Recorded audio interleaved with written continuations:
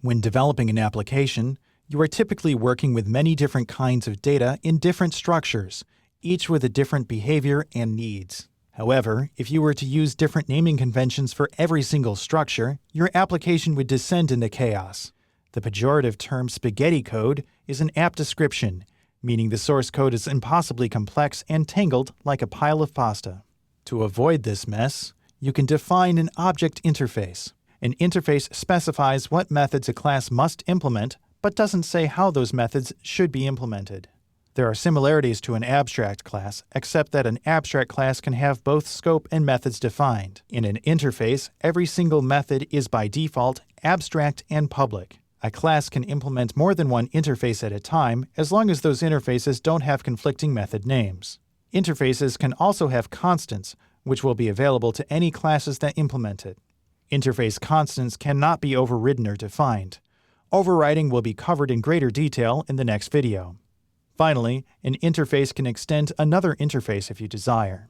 The practice of sharing a common application programming interface between classes is known as polymorphism. In the example application, let's define an interface that both the current class and potential classes must implement to describe. When naming the interface, try to be as generic as possible, yet specific enough that it makes sense across all contexts. A model is responsible for managing data, storing and retrieving entities, and containing business logic. This aptly describes what the address class is doing and what future classes may be doing at a high level, so create a new file called class model.inc.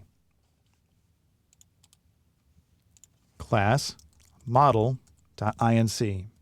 While an interface is not a class, it's very similar and can be loaded with the autoloader. To define an interface, start with the keyword interface followed by the name.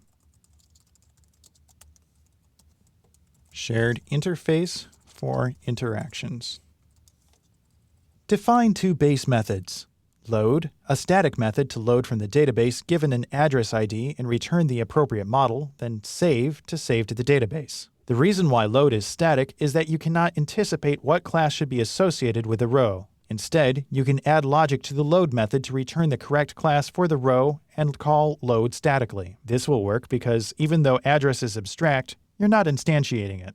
Static function load, which takes an address ID. Load a model, param int address ID. Next, function save, which will save a model. Save, then switch to the address class. You want to make the address class implement the new model interface, so after the name of the class, add the following. Implements model. If you were to save and refresh the demo, you would get a fatal error as the address class does not declare the abstract methods from the model interface. Before you continue, I will introduce a new concept, final. The final keyword prevents child classes from overriding a method. You can also declare a class as final. If you do, then it cannot be extended. In this case, we will want the generic address to be able to load and save and to prevent its children from loading and saving in a different way. At the end of the address class, add a final public static function load, which accepts an address ID placeholder, followed by a final public function save. Add documentation. Param is an integer. And add documentation. Save the address. For the time being, leave these declarations blank, as this functionality will be included in a later video. Next, I'll describe another object-oriented programming technique, overriding methods, properties, and constants.